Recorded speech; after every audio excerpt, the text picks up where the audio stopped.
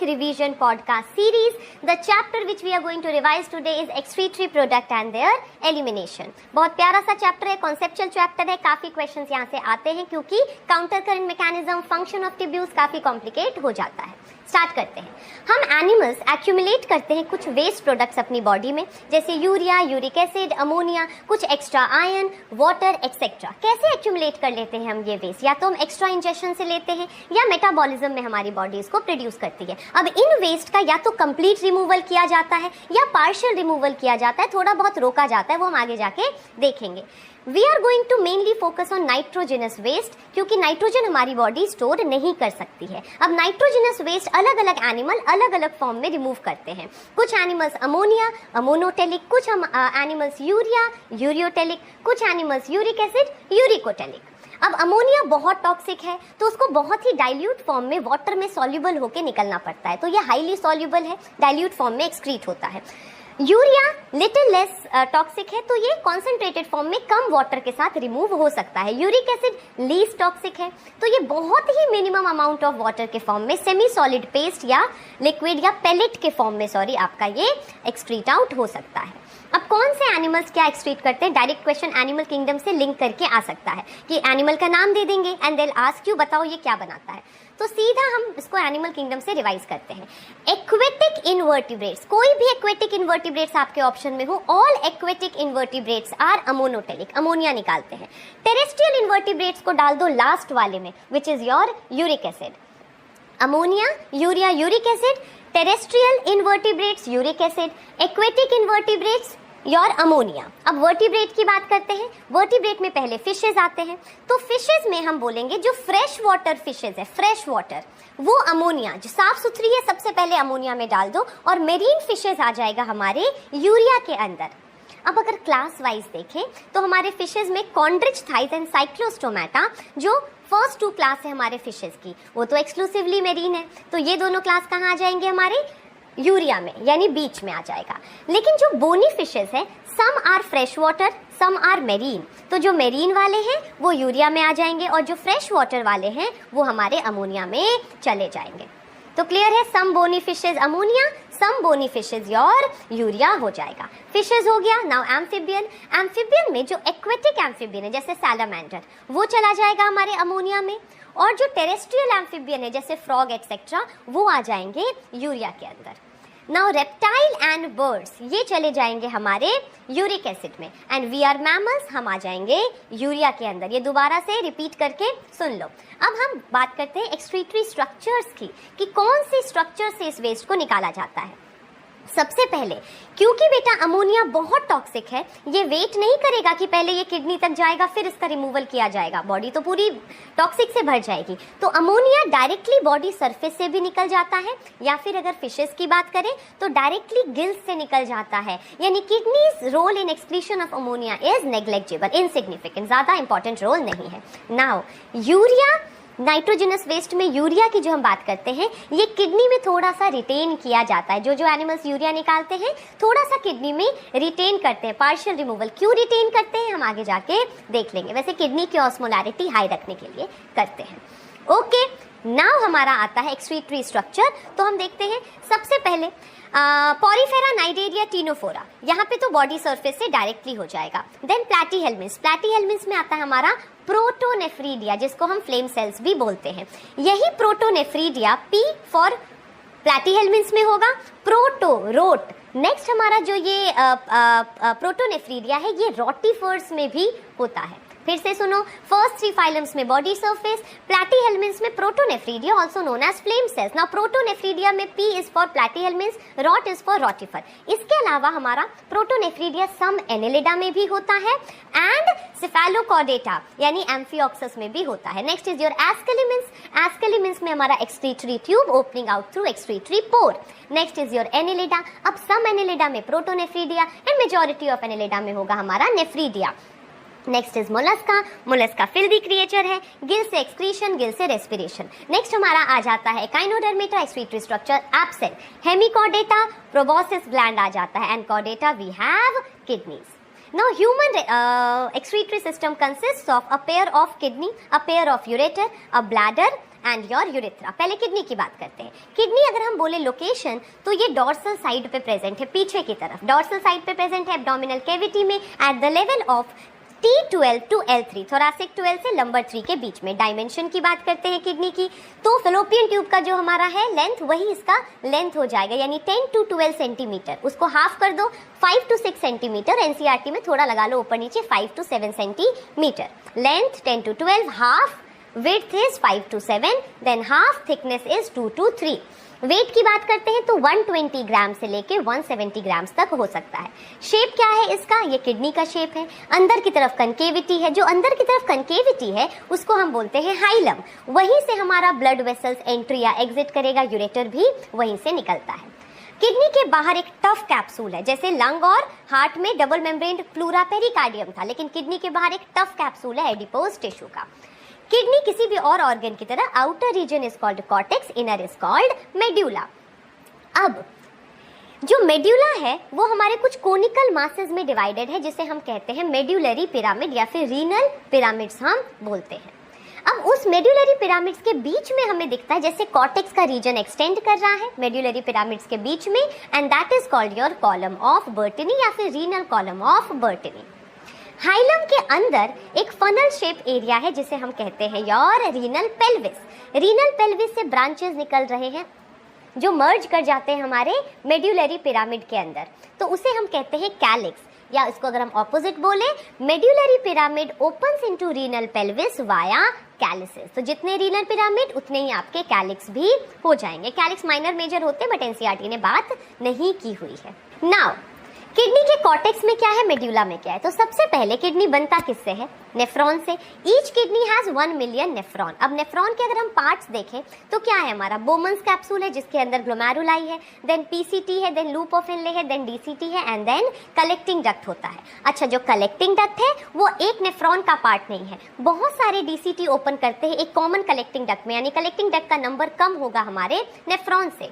अब इसमें से जो लूप ऑफ हेनले और कलेक्टिंग डक्ट है वो आते हैं हमारे मेड्यूला के अंदर, यानी मेड्यूलरी पिरामिड में ऐसे करके आ जाते हैं। लेकिन जो बोमन्स कैप्सूल पीसीटी और डीसीटी है ये हमारे कॉर्टेक्स रीजन में रहते हैं। नेफ्रॉन के पार्ट्स देख लेते हैं। Nephron has 2 part, one is glomeruli जो कि टफ्ट ऑफ कैपिलरीज है, blood capillary. Next is your renal tubule. Renal tubule starts from your double walled membrane Bowman's capsule PCT, loop of Henle DCT, और as I said many DCT opens into common collecting duct। अब glomeruli किसका branch है, glomeruli is branch of afferent arteriole. Now what is afferent arteriole, देखो बेटा हमारा urea, हम तो urea बनाते हैं, यूरिया बनता है लिवर में, लिवर से जाता है हार्ट पे, हार्ट से आता है डॉर्सल अयोटा में, और डॉर्सल अयोटा किडनी को सप्लाई करता है रीनल आर्टरी। तो दोनों किडनी में एक एक रीनल आर्टरी जाएगी। अब एक किडनी में 1 मिलियन नेफ्रॉन है तो हर एक रीनल आर्टरी 1 मिलियन ब्रांचेस बनाएगी which is called efferent arteriole, और हर एक एफरेंट आर्टेरियल एक नेफ्रॉन के पास जाएगा। अब वो डिवाइड करके बनाएगा ग्लोमेरुलाई। ग्लोमेरुलाई से वापस बाहर निकलेगा एफरेंट आर्टेरियल जो कि ब्लड को निकालेगा वहां से। फिर एफरेंट आर्टेरियल क्या करेगा, पेरिटिब्यूलर कैपिलरी बनाएगा जो पीसीटी और डीसीटी को सराउंड करेगा, वो कैपिलरी है। देन आपके पेरिटिब्यूलर कैपिलरी दोबारा बनाएगा एक और कैपिलरी नोन एज वासा रेक्टा जो लूप ऑफ हेनले को सराउंड करेगा और अल्टीमेटली नेफ्रॉन से एग्जिट कर जाएगा। फिर से सुनो, हर एक नेफ्रॉन के साथ के पास जाएगा एफरेंट आर्टेरियल जो डिवाइड करके बनाएगा ग्लोमेरुलाई, ग्लोमेरुलाई से निकलेगा एफरेंट आर्टेरियल, वो पेरिटिब्यूलर कैपिलरी पीसीटी डीसीटी को सराउंड करेगा, then vasa recta loop of Henle को सराउंड करेगा और निकलेगा रीनल वेन्योल।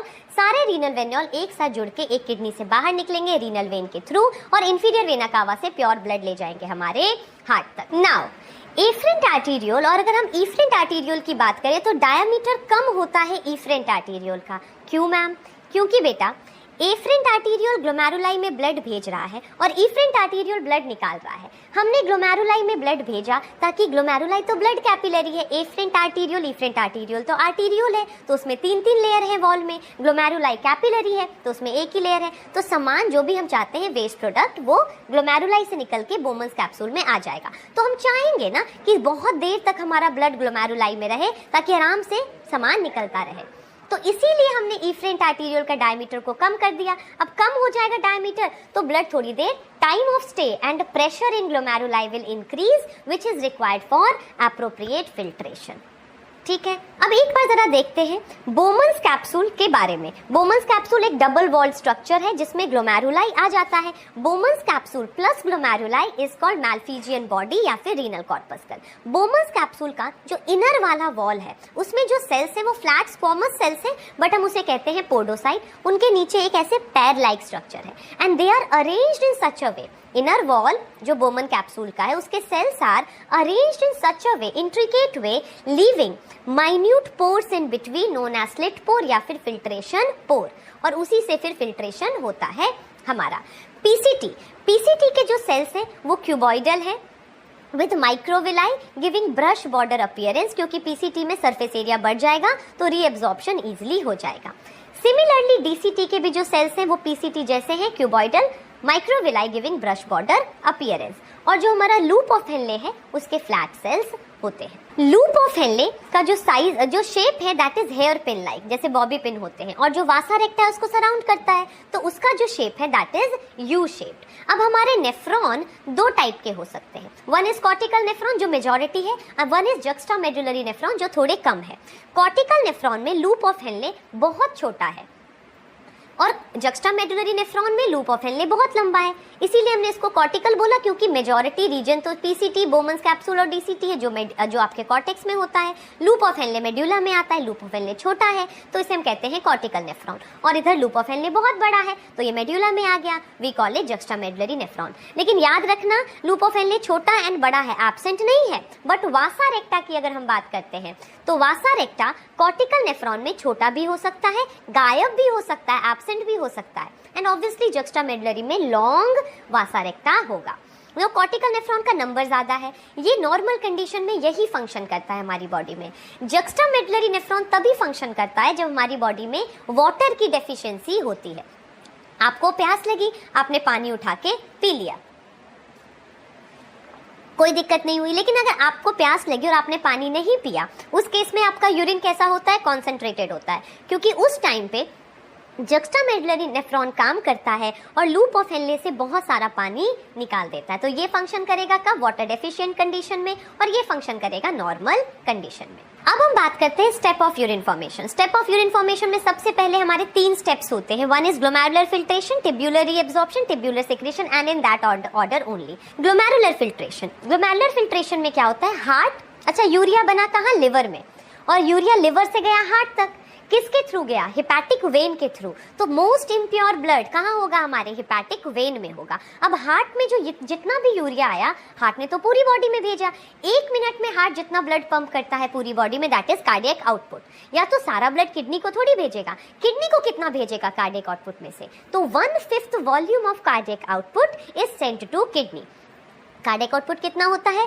5 लीटर। तो 5 लीटर का 1/5 कितना होगा? होना तो चाहिए मैम 1000, लेकिन एनसीईआरटी बोलती है 1100 to 1200, और यही रेसिडुअल वॉल्यूम होता है। तो समझ लो each minute, per minute heart send residual volume that is 1100 to 1200 to both the kidneys for filtration.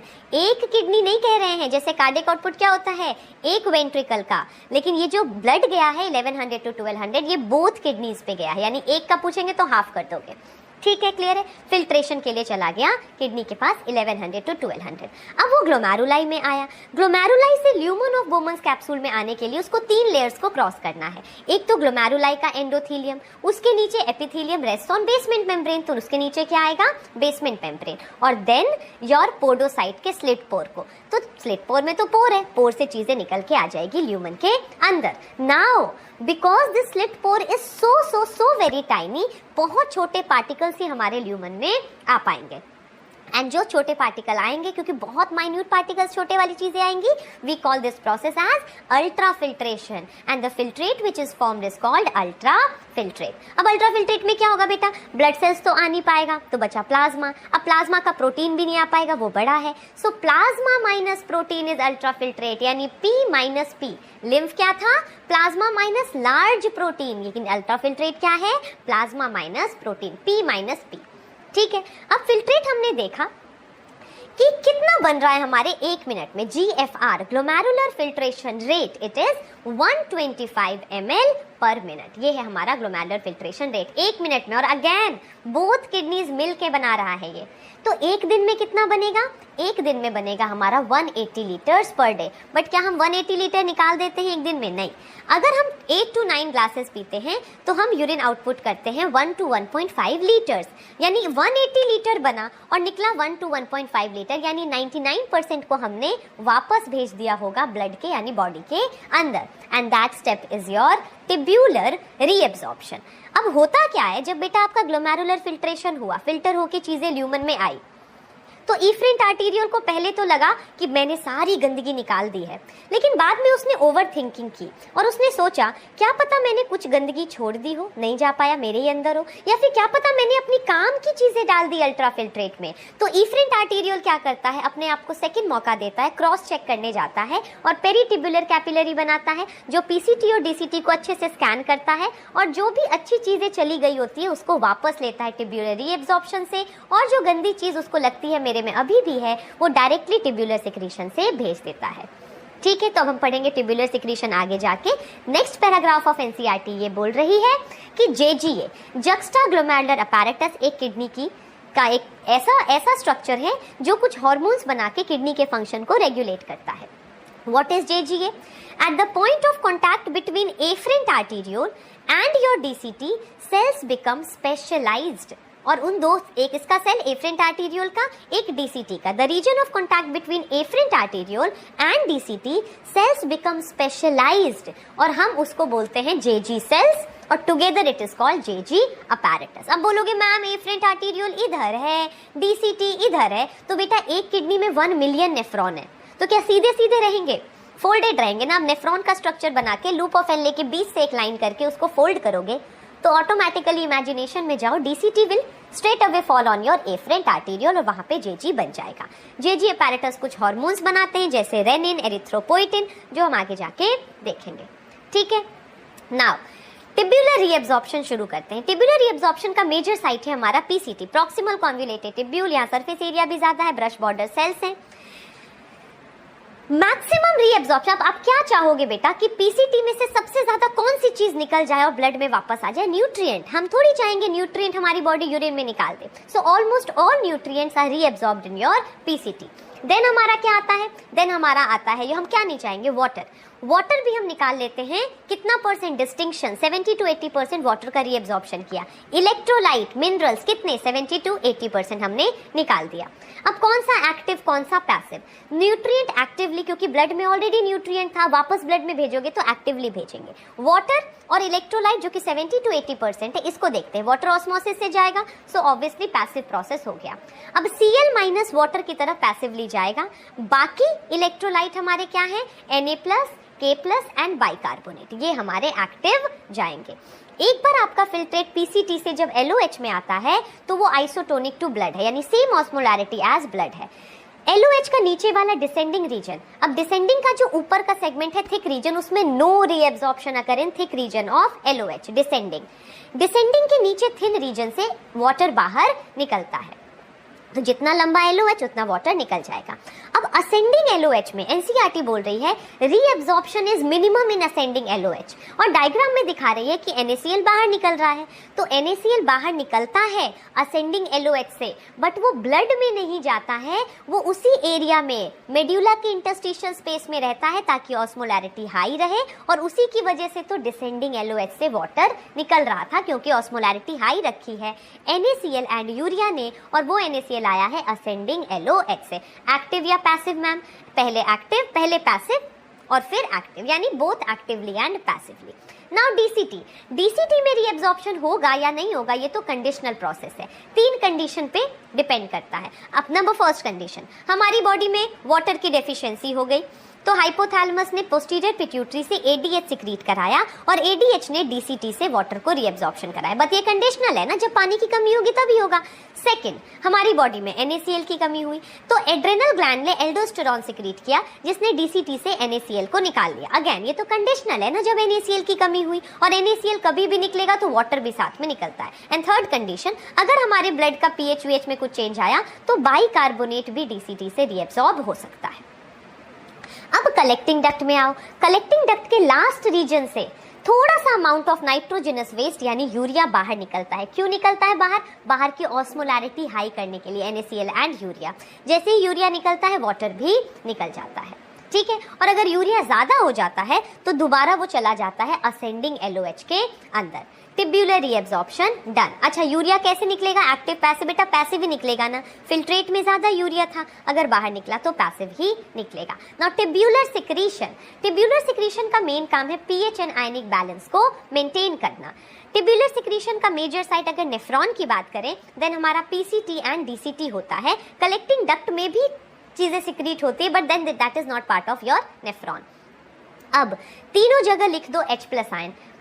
Chemistry में भी H+ आयन की लोकेशन फिक्स नहीं है, यहाँ भी फिक्स मत रखो। H+ आयन PCT में भी सिक्रीट होगा, DCT में भी एंड कलेक्टिंग डक्ट में। देन पोटेशियम K+, PCT में K+ नहीं जाएगा, PCT में क्या जाएगा? अमोनिया जाएगा। PCT में क्या जाएगा? अमोनिया जाएगा। और कलेक्टिंग डक्ट में K+ जाएगा, यानी PCT में H+ and K+, collecting duct में H+ एंड अमोनिया। जो बीच में बच गया DCT उसमें तीनों कर दो, यानी DCT में तीनों चीजें H+, K+, अमोनिया। PCT में H+ and ammonia, collecting duct में H+ and your ammonia, sorry K+। ठीक है, क्लियर है। टिब्यूलर सिक्रीशन हो गया, इसका मेन काम ionic balance and your pH होता है। Next is counter current mechanism. Counter current mechanism is to concentrate your filtrate, यानी ये किस में काम करेगा? वाटर डेफिशिएंट कंडीशन में, जब आप चाहते हो कि आपका यूरिन कॉन्सेंट्रेट हो जाए। क्या आप हमेशा चाहते हो आपका यूरिन कॉन्सेंट्रेट हो? नहीं। वाटर डेफिशिएंट कंडीशन में आपकी बॉडी में वाटर को रोकने के लिए फिल्ट्रेट से वाटर निकाला जाता है बाय काउंटर करंट मैकेनिज्म। तो कौन से नेफ्रॉन में काम करेगा counter current mechanism? Only in juxtamedullary nephron में ही काम करेगा, कॉर्टिकल में काम नहीं करेगा। Counter current mechanism as name suggest, कोई ना कोई एंटी पैरेलल फ्लो हो रहा है। मेन क्या है काउंटर करंट मैकेनिज्म में? LOH एंड वासा रेक्टा, जो कि मेड्युलरी रीजन में ऑफ नेफ्रॉन होता है। अब both the limbs of your loop of Henley have filtrate in anti parallel direction, descending and ascending. Anti parallel दोनों लिम्ब जो हमारे वासा रेक्टा के हैं उसमें भी ब्लड का फ्लो एंटी पैरेलल है। इधर वाला है हमारा डिसेंडिंग, इधर वाला है ascending. And because of close proximity of loop of Henle and vasa recta, वासा रेक्टा का डिसेंडिंग के साथ लूप ऑफ हेनले का असेंडिंग है, वासा रेक्टा के असेंडिंग के साथ लूप ऑफ हेनले का डिसेंडिंग है। तो आपस में यहाँ पे भी काउंटर करंट बन रहा है, due to which any substances given out by descending LOH is being absorbed by ascending vasa recta, and likewise whatever substances given out by ascending LOH will be absorbed by descending vasa recta, आपस में exchange हो जाएगा। अब medulla की osmolarity gradient के वे में बढ़ती चलती है। कॉर्टेक्स की ऑस्मोलैरिटी होती है 300, मेड्यूला की ऑस्मोलैरिटी 300 से ग्रेडियंट के फॉर्म में 3, 4, 5, 6, 7, 8, 1200 तक हो जाती है द डीपर यू गो। कौन बढ़ा रहा है मेड्यूला की ऑस्मोलैरिटी? NaCl एंड यूरिया, और इसी की वजह से काउंटर करंट मैकेनिज्म मेनली चलता है। जब बेटा फिल्ट्रेट आपका डिसेंडिंग LOH में आया तो आइसोटोनिक टू ब्लड है, ब्लड की ऑस्मोलैरिटी होती है 300, तो डिसेंडिंग LOH में स्टार्ट होगा फिल्ट्रेट 300 से। जैसे जैसे नीचे जाएगा वाटर निकलेगा, हमें पता है LOH से वाटर निकलेगा तो फिल्ट्रेट कॉन्सेंट्रेट होता जाएगा 300, 400, 500, 600 और अल्टीमेटली हो जाएगा 1200। अब जब नीचे टिप पे, अब जब फिल्ट्रेट बेटा ऊपर जा रहा है LOH में तो NaCl निकल रहा है, तो फिल्ट्रेट फिर से डाइल्यूट होगा। नीचे करते चलो, आपको 12 से 9, 7, 6, 5, 4, 3, 2 और कॉर्टेक्स में ले जाके सीधा कर दो उसको 200। अब एक बात बताओ, 200 हो चुका है। अब counter current mechanism water deficient condition में काम करता है, तो वाटर डेफिशिएंट कंडीशन में तो ADH भी आता है और वो DCT से वाटर को निकालेगा, तो DCT से और वाटर निकलेगा। तो अब 200 से 300, 400, 500 कलेक्टिंग डक्ट में बढ़ाते चलो बढ़ाते चलो। कलेक्टिंग डक्ट के लास्ट में थोड़ा सा यूरिया निकला, अब यूरिया निकला तो और वाटर निकला और अल्टीमेटली फिल्ट्रेट हो गया 1200। 300 से स्टार्ट हुआ, 1200 पे हो गया। 4 time urine is 4 time concentrated that initial filtrate. वासा रेक्टा की बात करो, वासा रेक्टा का इधर है डिसेंडिंग, इधर है असेंडिंग। अब वासा रेक्टा में ब्लड आया पहले 300 पे, जैसे जैसे बेटा नीचे आया, जैसे जैसे उसका ब्लड 300 से नीचे आया, वैसे ही क्या है मैम NaCl निकल रहा था, NaCl वासा रेक्टा में भी जा सकता है। प्लस बाहर की ऑस्मोलैरिटी हाई है तो वाटर वासा रेक्टा से बाहर भी निकल सकता है। तो डिसेंडिंग वासा रेक्टा में because of entry of NaCl and exit of water it goes on increasing 300, 400, 600 ऐसे करके टिप पे 1200। अब जब वासा रेक्टा ऊपर जाएगा तो अगेन जो LOH डिसेंडिंग LOH से जो वाटर निकल रहा था वो असेंडिंग वासा रेक्टा में जाएगा, तो वासा रेक्टा का ब्लड अब डाइल्यूट होता चलेगा 1200 से 900, 700, 600, 500, 400 और एंड तक अगर 300 नहीं हुआ तो असेंडिंग वासा रेक्टा से NaCl भी बाहर निकल जाएगा और अल्टीमेटली 300 होके ब्लड, यानी ब्लड वासा रेक्टा में स्टार्ट भी हुआ 300 से, गया भी 300 पे, लेकिन फिल्ट्रेट स्टार्ट हुआ 300 पे और 1200 हो गया। एक बार फिर से इसको देख लो, लूप ऑफ हेनले का हमें पता है डिसेंडिंग से निकलता है वाटर, असेंडिंग से निकलता है NaCl। वासा रेक्टा डिसेंडिंग में एंट्री करता है NaCl और असेंडिंग से एग्जिट करता है NaCl। समझ रहे हो, वासा रेक्टा के डिसेंडिंग में NaCl की एंट्री है और असेंडिंग में NaCl का एग्जिट है। सेकेंड, वासा रेक्टा के डिसेंडिंग में H2O का एग्जिट करवा सकते हो जो कि NCERT में नहीं दिखाया है, लेकिन असेंडिंग में H2O की एंट्री है। क्लियर है? बस ये है हमारा काउंटर करंट मैकेनिज्म। अब हम बात करते हैं regulation of kidney function. Regulation of kidney function में 3 मैकेनिज्म हम देखेंगे। नंबर फर्स्ट, हमारी बॉडी में बहुत सारे ऑस्मो रिसेप्टर्स हैं विच कीप्स ऑन चेकिंग कि कहीं हमारी बॉडी की ऑस्मोलैरिटी बढ़ तो नहीं गई, फ्लूइड कम तो नहीं हो गया, ब्लड वॉल्यूम कम तो नहीं हो गया। जैसे ही हमारी बॉडी में ब्लड वॉल्यूम कम हुआ यानी वाटर कम हुआ यानी ऑस्मोलैरिटी बढ़ी, तो ये स्ट्रेप्स रिसेप्टर ये ऑस्मो रिसेप्टर क्या हो जाते हैं, एक्टिवेट हो जाते हैं और ये सिग्नल भेजते हैं हाइपोथैलेमस को। हाइपोथैलेमस थर्स्ट जनरेट करता है, आपको प्यास लगती है, आपने पानी पी लिया, प्रॉब्लम सॉल्व हो गई। आपने पानी नहीं पिया तो हाइपोथैलेमस क्या करेगा, पोस्टीरियर पिट्यूटरी से ADH का सिक्रीशन कराएगा जो हमारे वाटर को रीअब्सॉर्ब कराएगा। ADH का दूसरा नाम है वैसोप्रेसिन, जो टेम्पररीली हमारे ब्लड वेसल्स को कंस्ट्रिक्ट भी करेगा क्योंकि वाटर का वॉल्यूम कम हुआ यानी ब्लड का वॉल्यूम कम हुआ यानी BP फॉल हो गया होगा। Second is your RAS, renin angiotensin aldosterone system. इसमें JG अपैरेटस आता है। जैसे ही बेटा हमारा BP फॉल करेगा, ग्लोमेरुलर फिल्ट्रेशन फ्लो भी, ग्लोमेरुलर तक भी कम ब्लड आएगा। अगर प्रेशर कम है ब्लड का तो ग्लोमेरुलाई में भी ब्लड का प्रेशर कम होगा, तो GFR कम होगा, ग्लोमेरुलर फिल्ट्रेशन प्रेशर कम होगा, जिसकी वजह से JG अपैरेटस एक्टिव हो जाता है। JG सेल सिक्रीट करते एक हार्मोन रेनिन। नाउ रेनिन क्या करता है, हमारे ब्लड में ऑलरेडी एक इनएक्टिव हार्मोन होता है नोन एज एंजियोस्टेंसिनोजन, लिवर बना के रखता है। अब ये जो एंजियोस्टेंसिनोजन है, रेनिन इसको एक्टिवेट करके बनाता है एंजियोटेंसिन 1। अब अभी अभी एक्टिवेट होके उठा है तो बहुत एक्टिव नहीं है, तो थोड़ा टाइम लगता है और एक्टिवेट होता है थोड़ी देर में और बनता है एंजियोटेंसिन 2। एंजियोटेंसिन 2 टेम्पररली अगेन एक स्ट्रॉन्ग वैसो कंस्ट्रिक्टर है जो ब्लड वेसल्स को कंस्ट्रिक्ट करता है, क्योंकि BP फॉल अच्छी चीज नहीं है तो टेम्पररली उसने कंस्ट्रिक्ट कर दिया, लेकिन पूरे टाइम तो कंस्ट्रिक्टेड नहीं रहेगा। तो अब क्या करता है एंजियोटेंसिन जाता है हमारा एड्रेनल ग्लैंड पे और एड्रेनल ग्लैंड सिक्रीट करता है एल्डोस्टेरॉन। एल्डोस्टेरॉन क्या करता है, हमारे DCT से NaCl को निकालता है। NaCl निकलेगा तो वाटर निकलेगा और हमारी वापस से BP नॉर्मल फ्लो बढ़ जाएगा, नॉर्मल हो जाएगी सारी चीजें, रिवर्स में सारी चीजें ऑफ हो जाएंगी। ठीक है। Third mechanism is your atrial natriuretic factor, जो RAS के ऑपोजिट काम करता है। RAS कब काम कर रहा था, जब BP फॉल हुआ तो GFR फॉल हुआ तो आपका RAS ने काम करके वापस से BP को नॉर्मल कर दिया। अब अगर BP बढ़ गया, ब्लड प्रेशर बढ़ गया, तो हर एक ऑर्गन पे ब्लड का फ्लो बढ़ेगा, तो हार्ट पे भी तो ब्लड का फ्लो बढ़ेगा। तो जैसे ही हार्ट पे ब्लड का फ्लो बढ़ता है यानी BP बढ़ता है, हार्ट एक हार्मोन सिक्रीट करता है ANF, एट्रियल नाट्रियूरेटिक फैक्टर। और ये ANF क्या करता है, एक वैसो डायलेटर है, ये ब्लड वेसल्स को डायलेट करता है, BP को फिर से कम करता है। यानी RAS and your ANF are acting antagonist to each other. Now last is your micturition. Micturition क्या है? Micturition is act of passing out urine. आप voluntarily micturition करते हो। जब आपका bladder slightly more than half filled है तो bladder के ऊपर होते हैं stretch receptor, वो एक्टिव हो जाते हैं, वो सिग्नल भेजते हैं हमारे नर्वस सिस्टम को। सेंट्रल नर्वस सिस्टम से मोटर सिग्नल वापस आता है जो ब्लैडर के मसल का, जो कि स्मूथ मसल्स हैं, उनका कॉन्ट्रैक्शन कराता है। और साथ ही यूरेथ्रा में बेटा 2 स्फिंक्टर है। अपर स्फिंक्टर होता है हमारा स्मूथ मसल का involuntary, outer sphincter is skeletal muscle and voluntary. तो जो मोटर सिग्नल आएगा वो ब्लैडर का कॉन्ट्रैक्शन कराएगा और इनर स्फिंक्टर का साइमल्टेनियस रिलैक्सेशन करवाएगा। And this mechanism is called micturational reflex.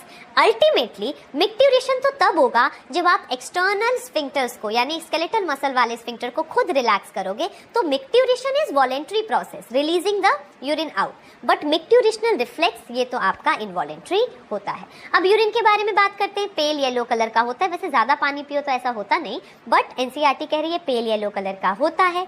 PH इसका स्लाइटली एसिडिक यानी 6 होता है एंड कैरेक्टरिस्टिक ओडर होता है।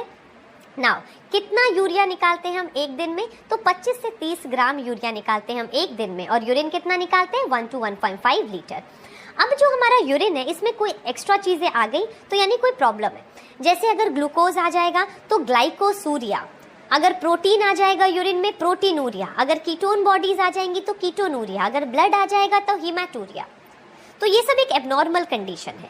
स्पेशली अगर हम बात करते हैं ग्लाइकोसूरिया की, तो ग्लूकोसूरिया है आपका यूरिन में ग्लूकोज का आना, ये डायबिटिक कंडीशन दिखाता है। Next is your ketonuria. अच्छा, कीटोनूरिया हमारा या तो डायबिटिक कंडीशन दिखाता है या स्टारवेशन दिखाता है, क्योंकि कीटोन बॉडीज तब बनती है जब हमारी बॉडी फैट से एनर्जी निकालती है। फैट से एनर्जी बॉडी कब निकालेगी, जब सेल्स में ग्लूकोज नहीं रहेगा। तो डायबिटीज में सेल्स में ग्लूकोज नहीं है क्योंकि ब्लड में सारा ग्लूकोज है, तो बॉडी एनर्जी किससे निकाल रही है, फैट से निकाल रही है। स्टारवेशन में भी सेम, आप खाना खा नहीं रहे हो तो किससे एनर्जी निकल रही है, फैट से निकल रही है। फैट से एनर्जी निकलती है तो कीटोन बॉडीज बनते हैं which can not be metabolised in our body, तो हमारी किडनी इसको यूरिन में निकालता है and ketonuria. Now other excretory organ में हमारा आ जाता है lungs, liver, skin and salivary gland. ठीक है, तो पहले लंग की बात करते हैं। लंग क्या निकालता है, CO2 एंड वाटर निकालता है 200 ml पर मिनट। ठीक है, तो ये हमारा लंग है। लिवर जो भी चीजें निकालेगा वो बाइल में डाल देगा, और बाइल अल्टीमेटली डाइजेस्टिव फूड के साथ यानी इजेशन से सॉलिड वेस्ट के साथ निकल जाएगा। बाइल में क्या क्या डालेगा, बाइल पिगमेंट यानी bilirubin and biliverdin, cholesterol, degraded steroid hormone, vitamins and drugs. ये बेटा याद करना है आपको। स्किन में 2 ग्लैंड्स हैं, oil gland and sweat gland. जो ऑयल ग्लैंड है इसका मेन काम तो है ऑयली प्रोटेक्टिव लेयर बनाता है, स्मूथ रहती है स्किन, लेकिन साथ में ऑयल ग्लैंड निकालता है हमारा sterol, hydrocarbon and waxes. Now sweat gland, sudoriferous gland. Sweat gland का मेन काम है cooling effect on your body, but sweat में निकलता है हमारा वाटर, सॉल्टी होता है ना, NaCl, लैक्टिक एसिड एंड थोड़ा सा यूरिया भी स्वेट में निकल जाता है। नाउ सलाइवरी ग्लैंड, सलाइवा में भी थोड़ा बहुत हमारा नाइट्रोजनस वेस्ट आउट होता है। Last is your disorders and dialysis की बात करते हैं। एक कंडीशन है यूरेमिया वो कंडीशन है जब आपके ब्लड में यूरिया बढ़ जाता है। तो ब्लड में अगर यूरिया बढ़ गया यानी किडनी उसको फिल्टर आउट नहीं कर पा रही है, तो उस केस में किडनी काम नहीं कर रही, तो हमें डायलिसिस करना पड़ेगा, which is also called haemodialysis. अब इसमें क्या होता है, पेशेंट के किसी भी कन्वीनियंट आर्टरी से ब्लड को निकाला जाता है। ब्लड को निकालते ही वो क्लॉट ना हो जाए तो उसको 0 डिग्री पे भी किया जाता है, और साथ में उसमें हेपेरिन भी डाला जाता है। उसके बाद उसको हम पास करते हैं सेलोफेन मेम्ब्रेन के ट्यूब से। अब सेलोफेन मेम्ब्रेन का पोर साइज बहुत छोटा है, जो छोटे सब्सटेंसेस को बाहर निकलने दे सकता है, बड़े को नहीं। सेलोफेन मेम्ब्रेन का जो वो ट्यूब है उसके बाहर हम एक तरफ से पास करके रखते हैं डायलाइजिंग सॉल्यूशन। डायलाइजिंग सॉल्यूशन में है is same as plasma minus nitrogenous phase. तो ट्यूब के अंदर क्या है, ब्लड है, ट्यूब के बाहर क्या है, dialysing solution which is plasma minus nitrogenous waste. अंदर ब्लड है, बाहर प्लाज्मा है, तो ब्लड सेल अंदर है, ब्लड सेल बाहर नहीं है। ब्लड सेल तो बड़ा है तो वो सेलोफेन को क्रॉस नहीं करेगा, बचा प्लाज्मा अंदर भी है, प्लाज्मा बाहर भी है। अब प्लाज्मा जो बाहर है उसमें नाइट्रोजनस वेस्ट नहीं है, प्लाज्मा जो अंदर है वो तो बॉडी का प्लाज्मा है, उसमें नाइट्रोजनस वेस्ट है।